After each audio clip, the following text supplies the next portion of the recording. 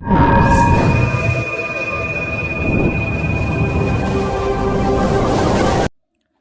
नमः शिवाय। Welcome back to Astronox. आज हम बात करेंगे फिर से कुछ सूत्रों के बारे में जो आपको प्रेडिक्शन में बहुत ज़्यादा काम आने वाले हैं। तो ये जो कुछ सूत्र हैं इसको आप याद कर लें, जिससे कि आप दूसरे के चार्ट पे भी या अपने चार्ट पे भी लगा के इसको आजमा सकते हैं। तो पहला सूत्र यह है कि बुध जब भी 12वें घर में हो,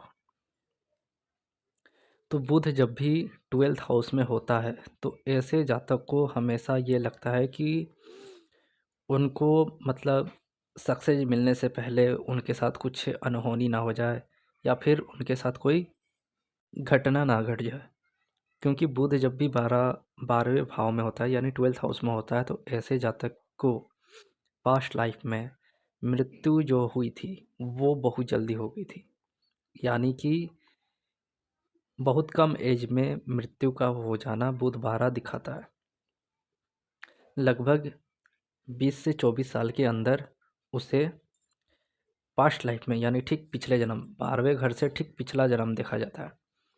तो इसलिए बुध जब भी 12वें घर में होता है ऐसे जातक को हमेशा ये भय लगता है कि उनको सक्सेस मिलने से पहले कुछ हो ना जाए, यानी कोई ना कोई दिक्कत मत हो जाए सक्सेस मिलने से पहले। तो इनको हमेशा ये डर लगा रहता है जिसका भी बुध 12वें घर में होता है। शनि थर्ड हाउस, सैटर्न जब भी थर्ड हाउस में हो और ऐसे जातक यदि किसी का भी ज़मीन कब्जा कर ले या रास्ता को घेर दे, रोक दे या किसी को जाने आने ना दें, जैसे कि बहुत सारी जगहों पे आपने देखा होगा रोड को ब्लॉक कर देते हैं, गेट लगा देते हैं या फिर खंभा गाड़ देते हैं या फिर बाउंड्री मार के उसको रोक ही देते हैं। मैंने कहीं देखा था, शनि थर्ड हाउस है या नहीं है मेरे को नहीं पता था, पर मैंने देखा था कि एक इंसान ने पूरा का पूरा रास्ता ही रोक दिया था क्योंकि उसका घर एकदम कॉर्नर पे पड़ता था और उसने पूरा बाउंड्री मार के कब्जा कर लिया था और बहुत खुश था। लेकिन कुछ सालों बाद उसका क्या हुआ कि पूरा का पूरा मकान बेचना पड़ा और रो के अपना मकान बेच के वो वहाँ से चला गया। तो शनि थर्ड हाउस में यदि आप किसी को परेशान करते हैं, किसी का ज़मीन कब्जा कर लेते हैं, रास्ता रोक देते हैं या किसी को आने जाने नहीं देते हैं, तो आपका सक्सेस में प्रॉब्लम होता है। मतलब आपको बहुत ज़्यादा संघर्ष और प्रॉब्लम आ जाती है। तो शनि थर्ड हाउस में वैसे भी लाल किताब बोलता है कि आपको बेंच बनवाना चाहिए, चबूतरा बनाना चाहिए, लोगों को बैठने के लिए कुछ ना कुछ ऐसा इंतज़ाम करना चाहिए जिससे कि लोग आके आपके घर के आसपास बैठें, या मतलब कहीं पे भी मतलब आप चबूतरा या फिर बेंच बनवा सकते हैं। और यदि आप रास्ता रोक देते हैं, मतलब आप किसी को आने नहीं दे रहे हैं, क्योंकि शनि थर्ड हाउस जो है वो कहीं ना कहीं ये बोल रहा है कि आपसे लोग आके मिले। तो शनि थर्ड हाउस में ये बोलता है कि बेंच लगवाएंगे या चबूतरा लगाएंगे तो लोग आके आपसे मिलेंगे, बात करेंगे, क्योंकि उस चक्कर में बात हो जाता है, लोग आएंगे बैठेंगे तो बात हो जाता है। पर आप ज़मीन घेर देते हैं, रोक देते हैं, किसी का ज़मीन कब्जा कर लेते हैं। कुछ ऐसी भी ज़मीनें होती हैं जिसको लोग थोड़ी सी मतलब जो कट्ठा नहीं धूर कहते हैं, कुछ 5 धूर या 2 धूर, उसमें बहुत विवाद लगा रहता है। इससे भी बहुत सारे लोगों का जो है सक्सेस रुका रहता है। तो शनि थर्ड हाउस में हो तो किसी का ज़मीन कब्जा ना करें, या फिर आपका घर कॉर्नर पे है तो ये ना सोचें कि पूरा का पूरा बाउंड्री मार के रास्ता रोक दें या गेट लगा दें। ऐसा करना बहुत ज़्यादा खतरनाक होता है शनि थर्ड हाउस वाले को। मंगल यदि 7th हाउस में हो और बुध 1 या 8 में हो, यानी कि मंगल 7th हाउस में है और बुध पहले घर में है, या फिर बुध 8वें घर में हो, यानी मंगल के घर में बुध का जाना जब मंगल 7th हाउस में आ जाता है, तो ऐसे में जब तक कि सक्सेस में बहुत ज़्यादा प्रॉब्लम आती है, बहुत ज़्यादा सक्सेस मिलने में टाइम लगता है, उनको सक्सेस मिलने में बहुत ज़्यादा टाइम लगता है और फिजिकली बहुत ज़्यादा प्रॉब्लम होती है। यहाँ तक कि लाल किताब ये भी बोलता है कोई ना कोई एक बॉडी पार्ट में इशू आ सकता है, यानी प्रॉब्लम आ सकता है, यानी कोई एक बॉडी पार्ट उसका जो होगा, जो भी जातक का मंगल 7th है और बुध पहले या 8वें घर में हो, उनके बॉडी पार्ट में कोई ना कोई डिफॉर्मेटिव होती है, कुछ ना कुछ एक अंग अविकसित हो सकता है, जैसे कि एक आँख छोटा बड़ा या पैर जो पैर की लंबाई हो उसमें थोड़ा सा अंदर पड़ जाए, यानी थोड़ी सी डिफॉर्मेटिव दिख जाती है पूरी बॉडी पार्ट में, तो वो जब भी मंगल 7th हाउस में होगा और बुध मंगल के घरों में 1 और 8 में होगा, तभी यह देखा गया है। मंगल यदि 7th हाउस में हो और ऐसे जातक अपने घर में 24 घंटा यानी कि सुबह से लेकर शाम, यानी वो नौकरानी को रख लेता है 24 घंटा, यानी वो काम करके उसी के घर में सो रही है, खा रही है, या फिर सो रहा है खा रहा है, नौकर भी हो, तो ये इसके लिए बहुत ज़्यादा प्रॉब्लम देता है। यानी कि मैरिज लाइफ में बहुत ज़्यादा प्रॉब्लम या पार्टनर को छुड़वा देना या पार्टनर से अलगाव करा देने वाली स्थिति को बना देता है जब भी मंगल 7th हाउस में हो और आपने 24 घंटा यानी कि हमेशा के लिए घर में ही नौकरानी को रख लिया है। एक होती हैं आती हैं और जाती हैं, सुबह आई, दोपहर तक चली गई, शाम में आई, फिर रात होने से पहले चली गई। पर एक होता है कि 24 घंटा आप ही घर में है, खाना बनाया, खाया, सोया, तो वो मंगल 7 के लिए बहुत ज़्यादा हानिकारक होता है, यानी उसको बहुत ज़्यादा प्रॉब्लम देगा और उस नौकरानी के कारण आपका मैरिज लाइफ ख़राब हो जाएगा। मैरिज में बहुत ज़्यादा प्रॉब्लम, घर छुड़वा देने वाली ऐसी हालत बना देती है मंगल 7 में नौकरानी को घर में 24 घंटा रखना। जब भी चंद्र और शुक्र लगन में हो तो यहाँ पे नौकरानी को रखना या नौकरानी जो आके काम करेगी वो फ़ायदामंद होता है। यानी चंद्र और शुक्र लगन में हो तो ये शुभ होता है, नौकरानी को रखना लाभ देगा, सक्सेस मिलेगा और इनको मतलब कोई ऐसी प्रॉब्लम नहीं होती है जैसे मंगल 7 की हो गई। वही शुक्र यदि 7th हाउस में हो, शुक्र यदि 7th हाउस में हो तो यहाँ पे बोला गया है कि आपको काली गाय या काली नौकरानी रखना चाहिए या सांवली, तो आपको बहुत ज़्यादा फ़ायदा मिलेगा। पर उसका रंग, जैसे गाय का रंग गोरा हो गया, वाइट हो गया, या नौकरानी भी मतलब सांवली नहीं है, गोरी है, तो यहाँ पे जो होगा ये बहुत ज़्यादा प्रॉब्लम देता है शुक्र 7 वाले को। उनको हेल्थ इशू आने लगता है, फिजिकली कोई ना कोई इशू आएगा या फिर सक्सेस मिलने में प्रॉब्लम आएगा। यदि वो बच्चा है तो पढ़ने में दिक्कत आएगा या फिर वो हमेशा बीमार रहेगा। तो शुक्र 7 इसीलिए बोला जाता है वाइट कार भी ना खरीदें, आप काली गाड़ी खरीदें। तो यहाँ पे काली गाय, काली गाड़ी या काली नौकरानी या सांवली नौकरानी आप रखें, इससे आपको फ़ायदा होगा, जिसका भी शुक्र 7 में है। और चंद्र और शुक्र लगन में है तो वो किसी भी प्रकार का रख सकता है, पर वहाँ पे उसको शुक्र यदि लगन में है तो उसको ज़रूर ऐसी नौकरानी या नौकर मिलेगा जो थोड़ा सांवला ही हो, ऐसा देखा गया। बुध 6ठे हाउस में हो, बुध यदि 6ठे हाउस में हो और यदि नौकरानी घर पे आती है तो वो बेड़ा गर्क करती है, यानी बिना पेट्रोल का ही वो आग लगा देने वाला या बिना पेट्रोल की ही आग लगा देने वाली ऐसी नौकरानी होती है जिसका भी बुध 6 में होता है। तो बुध 6 यदि नौकरानी घर पे आती है, घर में वो आग लगाने वाली कार्य करेगी, भड़का देगी आपके रिलेशनशिप को।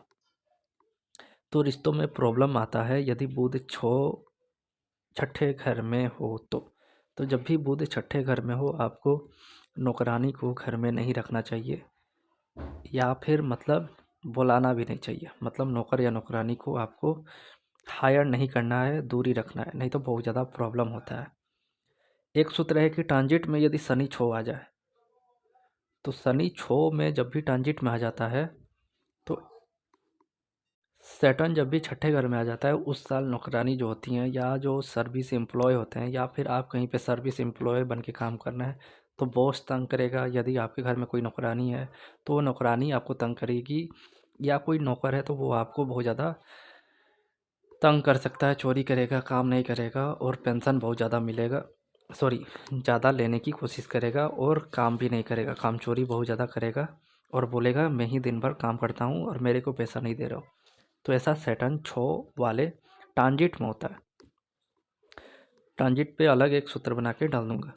चंद्र यदि 7th हाउस में हो तो ये नीचा अभिलाषी है। नीचा अभिलाषी का अर्थ होता है जो भी ग्रह नीच राशि में जाने के लिए अग्रसर है, यानी ठीक उसके पिछले भाव में है। जैसे सूर्य 6ठे घर में होके वो सेवेंथ हाउस जहाँ नीच होता है वहाँ नीचाभिलाषी अग्रसर है। यानी बुध जैसे कि 11th हाउस में है और वो 12th में जाना यानी नीचाभिलाषी की ओर अग्रसर है, तो ये सब नीच अभिलाषी होते हैं। वैसे ही उच्च अभिलाषी भी होते हैं, जैसे सूर्य 12th हाउस में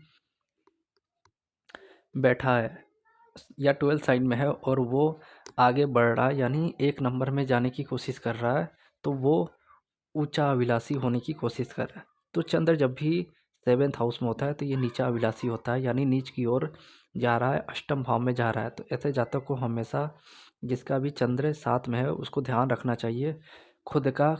इनको एक फोबिया हो जाता है और वो उस चीज़ को सॉल्व करने में लगे रहते हैं। मतलब वो एक फोबिया ऐसा होता है कि इनको डर लगता है कि ये चीज़ होगा नहीं होगा, कि क्या करेंगे क्या नहीं करेंगे। देखिए, चंद्र 8वें घर में होता है तो कहीं ना कहीं ऐसा इंसान डर से निडर हो जाता है।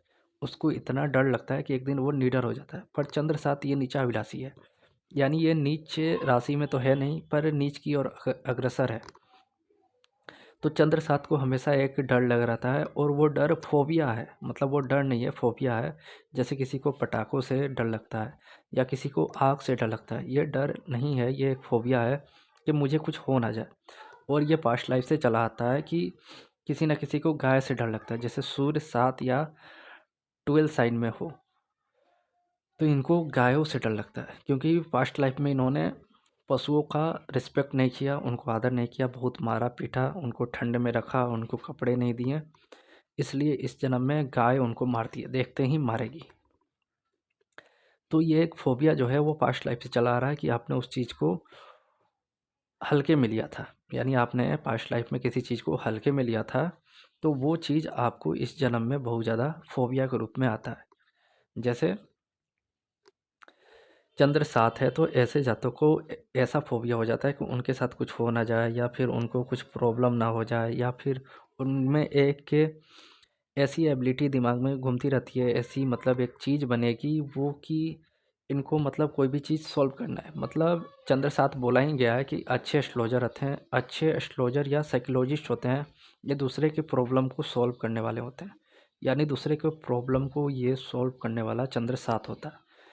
तो कहीं न कहीं खुद जब इंसान उससे स्टेज से गुज़रेगा, यानी इसको खुद एक फ़ोबिया है, इसको एहसास हो रहा है कि वो चीज़ एक डर नहीं है, वो बस मेरे एक दिमाग में भ्रम के रूप में घूम रहा है, तो ही ये जातक दूसरे को सॉल्व कर पाए। इसलिए चंद्र 7 वाले साइकोलॉजिस्ट या एस्ट्रोलॉजर अच्छे बनते हैं, क्योंकि ये दूसरे की भावनाओं को समझ पाते हैं, क्योंकि इनको भी वैसे सिचुएशन से गुज़रना पड़ा था लाइफ में कभी ना कभी। वही चंद्र 8 में हो तो इनको डर नहीं लगता है, या कह सकते हैं इनको डर लगता है, पर क्या होता है कि डर को इतना जी लेते हैं कि इनको डर लगने वाली चीज़ को सॉल्व करने की आदत हो जाती है। और इनको माता काली की पूजा करना अच्छा लगता है। चंद्र 8 वाले माँ काली की पूजा करते हैं। बहुत सारे लोग माँ काली की पूजा को देख के डरते हैं या माँ काली को देख के डरते हैं, पर चंद्र 8 ये माँ काली की ही पूजा करेंगे और माता से ही इनको मतलब जो भी एक हेल्प या आशीर्वाद बोल सकते हैं, ब्लेसिंग, वो मिलती है। तो डर की चीज़ों को जानना अच्छा लगता है। डरते हैं, ऐसा नहीं है कि डरते नहीं हैं। नारायण ही हैं जो कभी नहीं डरते हैं, यानी भगवान ही हैं, वो उनको कभी डर नहीं लगता। पर इंसान को तो डर लगता ही है। पर ये चंद्र 8 वाले डर से इतना डर जाते हैं कि ये डर को अब सॉल्व करने की आदत हो जाती है। तो किसी भी चीज़ को, यानी डर को ख़त्म करने की एक जो हैबिट बन जाती है वो चंद्र 8 वाले को होता है, क्योंकि ये बहुत ज़्यादा डरे हुए और सहमे हुए लोग हैं जो अब सुपरमैन हो गए। बुध 9, बुध जब भी 9th हाउस में हो तो लाइफ में एक इनका एक गोल होता है। बुध 9 वाले का एक लाइफ में ज़रूर गोल होता है कि मुझे उसकी तरह बनना है या मुझे उसकी तरह कुछ करना है और उसको पीछे करके मानना है, ऐसा इनका गोल रहता है। तो बुध जब भी 9th साइन में हो या 9th हाउस में हो, इनका जो गोल होता है वो एक चीज़ पे होता है, एक पकड़ होती है और उसी पे ये लोग जीवित रहते हैं। यदि इनके लाइफ में गोल नहीं है तो ये सक्सेस नहीं हो सकते हैं। तो इनको इनको बस एक गोल को फोकस करना है। मान लीजिए बुध 9 है और आपको लग रहा है कि मुझे इस हीरो की तरह बनना है या इस एस्ट्रोलॉजर की तरह बनना है या इस एक्टर की तरह एक्ट करना है, तो उसको फॉलो करें, मतलब इससे आगे निकलना है। एक दिन आप आगे इससे निकल जाएंगे। वही एक सूत्र है कि जुपिटर यदि छठे घर में हो और ये इंसान यदि सोच ले कि मुझे ये करना है, तो वो चीज़, मतलब जैसे बोलते हैं ना कि पूरी कायनात मिलके उसको देना चाहती है, पर वो मांगे तो जुपिटर छो वाला यदि सोच ले कि मुझे ये करना है, कुछ सालों बाद उसके साथ वो चीज़ होगी, उसको भगवान देंगे। तो जुपिटर छो और बुध 9 ये एक गोल बनाए और गोल बना के उस चीज़ पे कार्य करें, तो इनको बहुत ज़्यादा लाभ होता है। तो कभी भी बुध 9 वाले और जुपिटर 6 वाले अपना गोल फोकस कर लें और एक चाह रख लें कि मेरे को ये करना है, वो उस चीज़ से बहुत आगे निकल जाएंगे। चंद्र 11, चंद्र जब भी 11th हाउस में हो तो जीवन 10th हाउस की तरह हो जाता है। 3 महीना चलेगा, 3 महीना नहीं चलेगा, 1 साल चलेगा, 1 साल नहीं चलेगा। 10th हाउस का क्या होता है, मतलब जब लगन आएगा तो काम होगा और जब लगन नहीं है तो काम नहीं होगा। तो चंद्र 11 जीवन 10th हाउस की तरह रहता है। 3 महीना चलेगा, 3 महीना नहीं चलता है। तो चंद्र 11 के लिए एक रेमेडी मैंने बहुत पहले भी दिया था कि जल के आसपास रहें, क्योंकि चंद्र पानी का कारक है, 11th हाउस इनकम है। तो जल के आसपास रहने से आपका इनकम होगा। या फिर आप अपने डेस्क पे यानी टेबल पे बोतल में पानी भर के रखें, या पानी की बोतल को अपने घर के नॉर्थ में रख दें भर के, उसको यूज ना करें, पिए ना, यानी पीने वाली बोतल में रखना है पर पीना नहीं है, उसको छोड़ देना है रख के, यानी भूल जाना है। तो चंद्र 11 वाले जीवन टेंथ हाउस की तरह होता है। ये चंद्र 11 साइन में भी आप देखिएगा, जैसे कपिल क्या है, कपिल का चंद्र 11 साइन में 4th हाउस में है, और वो बंदा का हर 1 साल अच्छा रहता है और 1 साल बैठ के घर पे सोचता है कि मैं क्या करूं। तो चंद्र 11 इनका जीवन ऐसा ही रहता है। पानी के आसपास जाके रहें तो इनको प्रॉब्लम सॉल्व होती है। और साथ ही साथ एक और सूत्र है कि चंद्र यदि 12th हाउस में हो और ये इंसान कोई भी चीज़ सोचता है, यानी यदि ये बहुत ज़्यादा खुश हो गया किसी भी चीज़ को लेके, तो उस चीज़ को लेके दुखी भी होगा, यानी आज बहुत खुश है तो कल रोते हुए मिलेगा। तो चंद्र 12 की ये स्थिति देखी गई है, ये 12वें साइन में भी देखी गई है। यानी आज तुम किसी चीज़ को लेके बहुत ज़्यादा खुश हो तो कल रोओगे, यानी कि सुख के बाद दुख आना, ये चंद्र 12 के लिए बहुत ज़्यादा मतलब देखा गया है। तो चंद्र 12 वाले ज़्यादा खुश ना हो, अपने आप को संभालो और दूसरे को ना बताओ। तो चंद्र 12 यही बोल रहा है कि दूसरे को ज़्यादा ना बताया जाए कि मेरे साथ क्या होने वाला है क्या नहीं होने वाला है। खुशी जाहिर करेगा तो वो दुख में बदल जाता है, यानी प्रॉब्लम आ जाती है। तो प्रॉब्लम दस्तक देती है किसको, चंद्र 12 को। तो ये थे कुछ सूत्र, 14 सूत्र जो मैंने आपको बताए। नेक्स्ट टाइम या तो सूत्र या तो कुछ और टॉपिक लेकर आऊँगा। और साथ ही साथ ब्लैंक चार्ट प्रेडिक्शन वाले कोर्स आप खरीद सकते हैं, लोगों को बहुत ज़्यादा पसंद आ रहे हैं, आप भी खरीदें। और यदि आपको लग रहा है कि 4500 में बहुत ज़्यादा है तो अपना स्पेसिक लगन 550 में आप ले सकते हैं। धन्यवाद। जय श्री राम।